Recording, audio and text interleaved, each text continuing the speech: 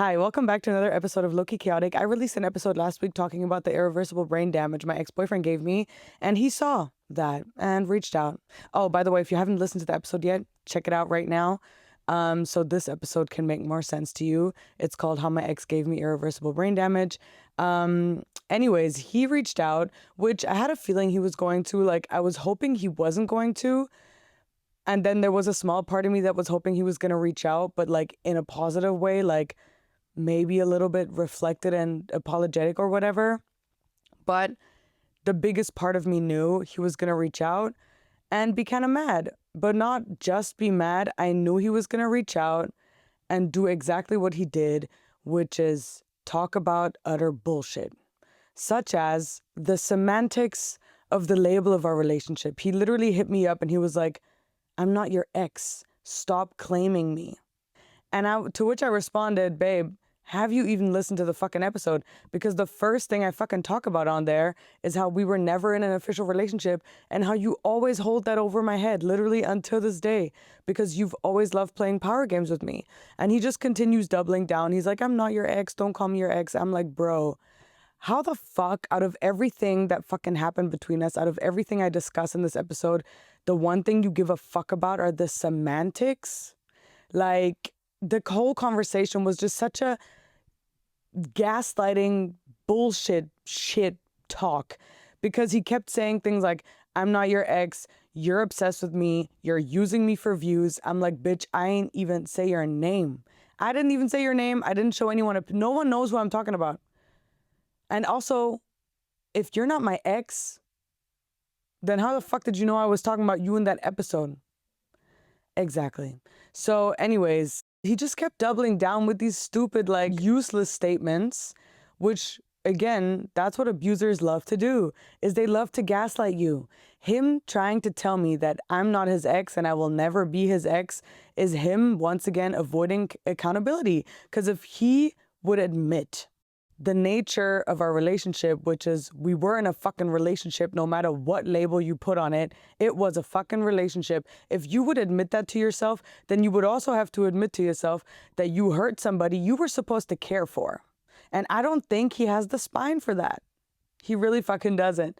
And to go around the world, he also tweeted about it. Can you believe it? He tweeted, he's like, "I'm not your ex, stop claiming me." Like, you're embarrassing yourself. Here is one of your victims talking about everything you guys went through together, and then all you care about is the fact that you never officially called me your girlfriend.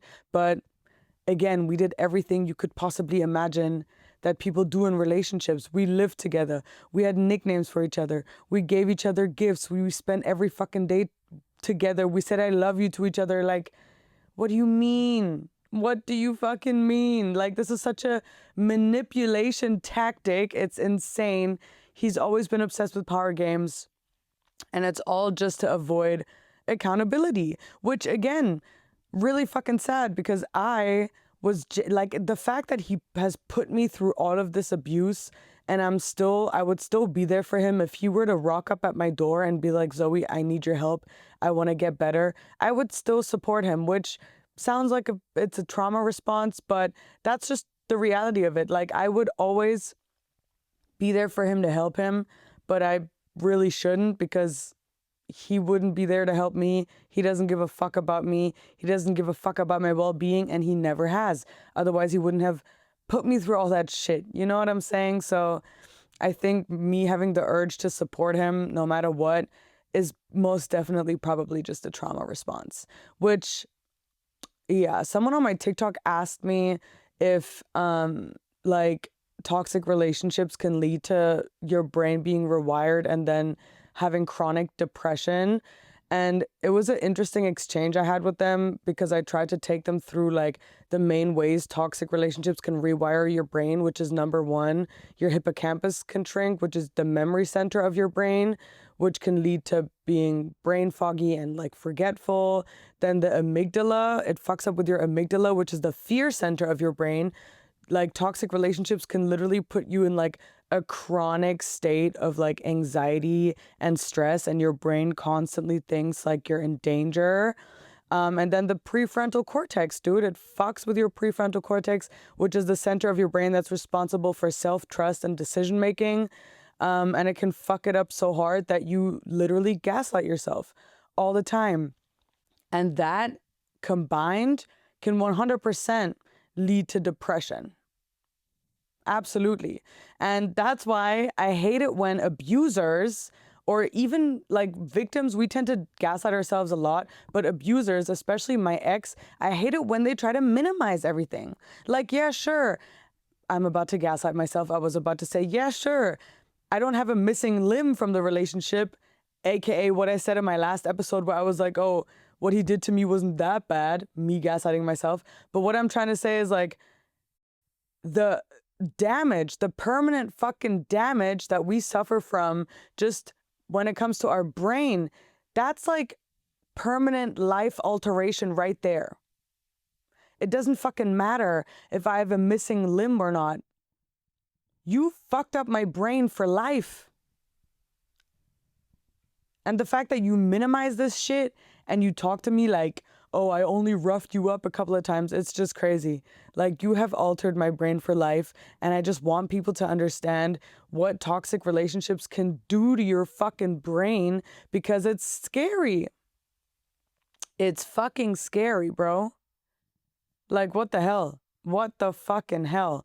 Like, whether you're in a emotionally abusive relationship, not everyone's in physically abusive relationships, but even if you're in an emotionally abusive one, like, fucking run. Like that shit will literally damage your brain for the rest of your life.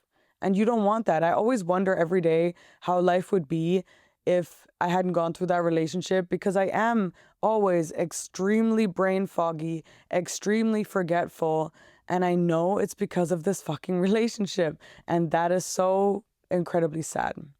So anyways, then me and my ex had a little exchange. I kept trying to tell him, like, I don't know why the fuck I even engaged, because he wasn't talking with me. He was talking at me. And then towards the end of the conversation, he blocked me, which is also super on brand for him. This guy has blocked me like a gazillion times in his life. And honestly, I'm just forever disappointed. Like, I understand why he doesn't want to take accountability, or why he doesn't, like, he just can't, because the second he would do it, his entire, like, world would fall apart. Like, do you guys know about Feistinger's, what the fuck is it called? Feistinger's cognitive dissonance theory. Okay, so you know how we all have a self-image, and when this self-image, like, doesn't align with our actions, the ego kicks in. It's a protective mechanism driven by the ego. It kicks in and it changes the narrative to suit your self-image. So if you think you're a good guy, but your actions don't align with the fact that you're a good guy, you change the story around to make yourself feel like you're still a good guy. Hence, him saying things like, oh, I only roughed you up a couple of times. You know what I'm saying? Him gaslighting me and saying, oh, we were never together in the first place. That all is his ego kicking in and being like, I need to change the narrative of this story to suit my self-image, because I know I'm a good guy and the things that I did weren't that bad. Like, it's incredibly interesting what the brain does. And I know that his entire life is driven by the narcissistic traits he had to adapt as a kid in order to survive, and all the trauma he's been through. Like, I know that shapes who he is and what he does and how he survives. But again, it doesn't make it okay. Just because I understand it doesn't make it okay, doesn't make it acceptable. And I really hope that one day he manages to go to therapy and figure his shit the fuck out, because this is not cool. Like, yeah, sure, I'm sure he's gotten better when it comes to, like, I want to say he doesn't physically abuse his girlfriends anymore. Like, I feel like I definitely got the worst of it. However, he's still not a healthy person all over. Like, whether he still physically abuses someone or not, he's abusive, period. No matter what relationship he's in, it's going to be a toxic relationship because he's not at a point in his life where he's capable of having healthy relationships. And that's why I hate that he's constantly in relationships, because the fuck, he's just like hurting women left and right. It's just really sad. And it's also, I mean, it goes to show also how lost he is, right? Like, if he had a purpose in life, he wouldn't constantly try to distract himself with women or with going out, drugs, alcohol, whatever. And I understand when people are lost and they want to feel hope, and love gives people hope. Partnership gives people hope. It gives them a safe space. 100% I get that. Everyone fucking does that. But when it's with people that are that damaged, I'm always like, bro, you know you're not capable of a healthy relationship. So why the fuck can't you just be a little responsible? Like, that would be great. Anyways, I'm like mildly hungover right now. I've never done an episode mildly hungover, but I'm kind of like fucking with it because you know what? Being mildly hungover leads me to being less anxious because I don't have the brain capacity to overthink anything. So I actually really enjoy being mildly hungover because I can just like live my life without having anxiety all the time, like dead ass. I don't overthink what I say. I don't overthink what I do. I'm just existing. And I feel like that's probably how normal people actually feel every day. Yeah, so when I posted on TikTok that I like exposed my ex-boyfriend in my podcast, someone commented and was like, why are you calling him your ex-boyfriend? I think he's made it pretty clear that he's not. I'm like, babe, did you even listen to anything I fucking said just now? Because clarity is power. Naming things for what they are is power. Continuing to let a man manipulate me and gaslight me into thinking something isn't what it actually is me letting him do what he did to me all those fucking years. And I refuse to let him hold that type of power over me. We were in a relationship, period. I do not give a fuck that he never officially called me his girlfriend. What we went through is so intense and was so crazy and so much. And I can't believe that like men or people always do this shit. And naming things for what they are is so important. You're taking back your power. It helps you heal the trauma. It helps you process it. I think another thing I wanted to touch on is that women, you know, we're taught from the ground up to be nice, to be calm, to always consider both sides, to use language such as I feel like and I think and maybe and sorry, because we're taught to avoid conflict and we're taught to not just directly say our opinion because otherwise we're labeled as difficult or aggressive. And when you grow up in a society that teaches you those things, a manipulator doesn't really need to do much because we're taught to doubt ourselves from the second we're born. So here comes a little manipulative gaslighter, and he really doesn't have to do much. He really doesn't. We were conditioned to doubt ourselves, period.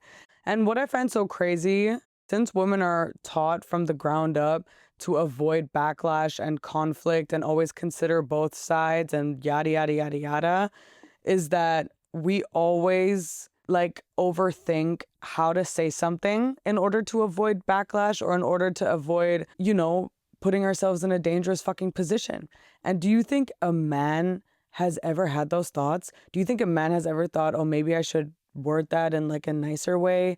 Or maybe I should word that in a way where like I won't lead the conversation towards conflict? And it's, when we record street interviews for work, where you like walk around the city and you ask people to be in the social media video and like, can you answer a few questions, whatever? Of course, it's always men that want to do it and women never do.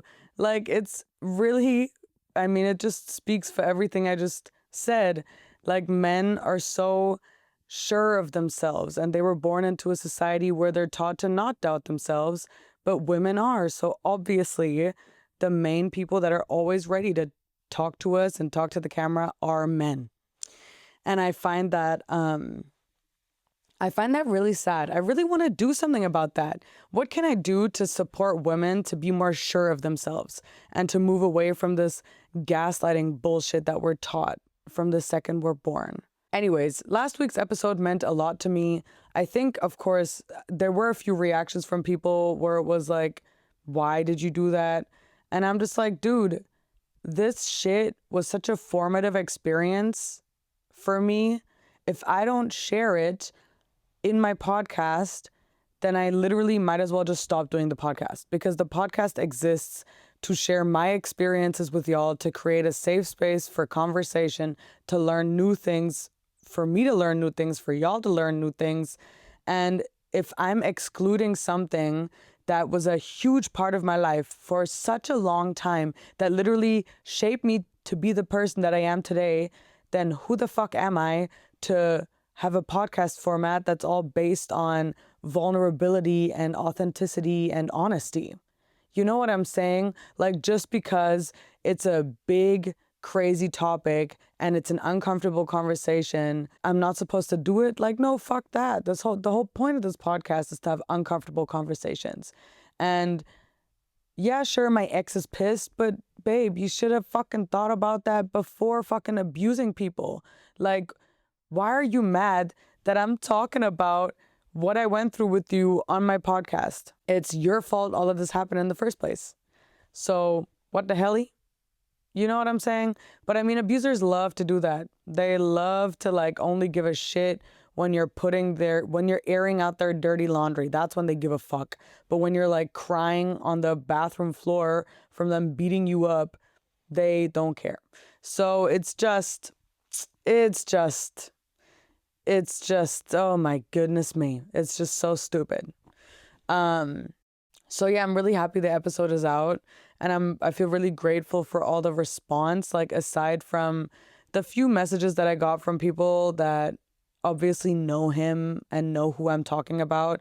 In general, you guys are so fucking cute, and I love y'all, and thank you so much for listening to me and for being so supportive. And it's only been like 5 or 6 weeks since the podcast dropped, and I already feel like I have such a lovely community. I like wonder what I should call you guys, because you know how like Alex Cooper is always like, hey daddy gang. What should I call you guys, my little chaos babies? Like, I don't know what to call you guys. Hey chaos motherfuckers. No, I don't know. We have to like brainstorm a name. Yeah, I just wanted to chit chat about that stuff a little bit, because, you know, after the episode, no, not after the episode dropped, after he reached out to me, there was a point where I like kind of regretted releasing it, but that was just a moment of him gaslighting me working. Like, I snapped out of that so quick. I was like, yo, you're falling for the gaslighting. Like, Zoe, snap the fuck out of it. This is your story. You're allowed to tell your story, period. And it's not like I did anything like danger inducing. Like, I didn't actually expose him or his identity. Like, I think if I would have gone as far as to doing that, that wouldn't have felt right. I would have never done that. But if I would have done that, then I would understand being kind of worried, because that's crazy. That's a big step to take. That's a lot of responsibility to take on. And I wouldn't feel good doing that, because that would mean literally like putting him in danger. And I'm not down with that. I'm not down with that. And that may also be a trauma response, or is it? I always said I'm not like seeking revenge. It's the reason why I've never gone to the authorities, because I like truly believe that his life, you know, is karma enough. His life is justice enough. I know we spoke about this in the last episode, and I said like that may be an irresponsible thing to say, because wouldn't I want to keep other women safe? Hence, it would be actually important to report him to the authorities. But I don't know. It just doesn't feel right doing that. It really doesn't. Maybe I'm too much of a softie or too traumatized. I don't know. But I've always been weird about like justice. Like, I think justice is so important, but there are so many things that happen, and in the spur of the moment, I'm so angry and I'm like, we need to seek justice. And then that part of me kicks in that's like understanding of the person's circumstances and understanding what they've been through and why they're doing what they're doing. And I would literally be the worst motherfucking judge ever, because I could never. I would just feel bad for absolutely everyone. Well, maybe not everyone. Maybe the occasional like crazy fucking serial killer I wouldn't feel bad about. But you get what I'm saying? Like, I would be the worst judge. I would just have empathy for everything. And that's also why I'm not a judge and I will never be one. I don't know. I can't explain it to myself. I really can't.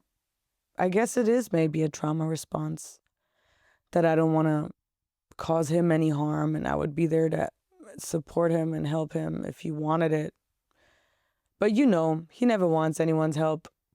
I mean, I was like fucking holding his hand, trying to help him even while he was punching me in the face. You know what I'm saying? Like, that so is a trauma response. Jesus fucking Christ. And I probably should work on distancing myself from those thoughts and those feelings, because they're not doing me any good. Because they would just, if that were to become a reality, like imagine he actually pulled up and was asking for my help, that would not actually lead to any good, because he would just use me. You know what I mean? It wouldn't be asking for help out of this genuine place of like good. It would be, I know she wants to help me. I know she can help me. And I'm going to use that to my advantage. Because I don't think he's capable of just being a normal, good person. Because I don't think you can be when you've lived such a fucked up life and you were raised in the most fucked up childhood that taught you to be this using, manipulative person. You know what I mean? Anyways, is there anything else I want to talk about before we go? Oh, you know what there's a thing I wanted to correct from my last episode. Remember when I said that I always like to say everyone's responsible for themselves? And I hope it was clear that I meant that in the realm of the conversation. Like, for example, in regards to my ex, he had a fucked up childhood. He has hella traumas from it, but it's his responsibility to man up and heal. You know what I'm saying? But I just didn't want it to come off as like, I don't want you guys to think that I'm fucking tone deaf, because I know that not everyone has the capacity or the opportunity to take control of their own destiny. Like, it really depends on what environment you're born in. If there's systemic oppression, there's different classes, like all of those factors impact like what you're really able to take control of. And I'm very much aware of that. I just wanted to say that because I don't want you guys to think that I'm some tone deaf bitch who thinks that everyone can just take control of their destiny and all you have to do is work really hard. Like, I fucking hate those people that say that shit, because bitch, no, it's not just about working hard. It has so much to do with the environment you're born into and the class and the people that you know and luck and so many fucking things. Like, bro, it's not just about working hard. I fucking hate it when people say that. But anyways, is there anything else I wanted to correct? Oh, yes, reactive abuse. I use the words, it's not necessarily possible, which I want to retract that statement. It is not possible, period. I used these, like, because I said it's not necessarily possible for there to be such a thing as equal abuse. And it's not true. It's not possible, period. And the reason why I use those words, it's not necessarily possible, is because social media is so sensitive, and it's gotten me to a point where I am literally scared of making absolute statements because everyone's so sensitive. But that's so dumb. Like, if I know what I'm talking about and I know it's a fact, don't be afraid. Just fucking say the fucking fact, Zoe. Like, what the hell? But that's just a byproduct of this sensitive social media landscape and people always having something to nitpick about everything. But no, I'm certain of it. It is a fact. It is not possible, period. And that's it. I just wanted to point that out again. Equal abuse is not a thing, period. Yeah, some people commented on TikTok also, and they were like, so what if I hit my girlfriend this week and she hits me next week? Babe, that's assault. Abuse is a behavioral pattern that you're stuck in. That, like, and abuse always requires a power imbalance. There's always one with more power and there's always the victim. Just because you're hitting someone, that's a one-time, abuse is not like a one-time isolated event. You know what I'm saying? Anyways, Is there anything else I wanted to correct? Oh, yeah. I said that stones is American measurement, but it's British. Who the fuck knew that? Like, what? Like, my friend pointed it out to me because I was like, I don't know what my weight. I was saying my weight, talking about how underweight I was after the relationship. And I was like, sorry, America, I don't know the stones, but apparently stones is British. And in America, they use pounds. I had no idea because I'm just used to using like kilograms in the UK, but I guess it's like an old fashioned thing. I don't know. Really interesting. The more you know. And yeah, the situationship thing. Some people, when I said the person in power should cut off the situationship when you notice that, the person that you're fucking is falling in love with you, someone misinterpreted it as I'm promoting ghosting because I said cut it off. How you cut something off is up to you. I'm not promoting ghosting. And then other people said, I disagree. If you're communicating everything transparently, then it's their fault if they choose to stick around. I'm like, bro, did you even listen to anything I fucking said? The whole point is like, most of the time people don't have enough self-worth or self-respect to get up and leave. So they agree to your bullshit terms just to have you in their life. And that's why I say the person with the power should cut it off, because it saves a lot of heartbreak and misery and pain. Like it would have, if my ex would have just cut me off the second he told me he didn't want to officially be with me and I was sticking around anyway, it would have saved me years of trauma. Absolutely. Absolutely. And of course, I could go out and say, hey, maybe I should also have just more self-respect and self-worth, and I should have left on my own accord.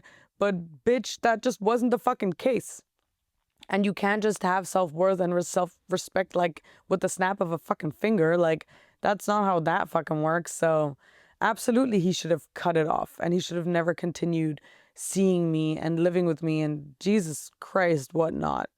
Anyways, those are my thoughts on last week's episode, and I love you guys so fucking much.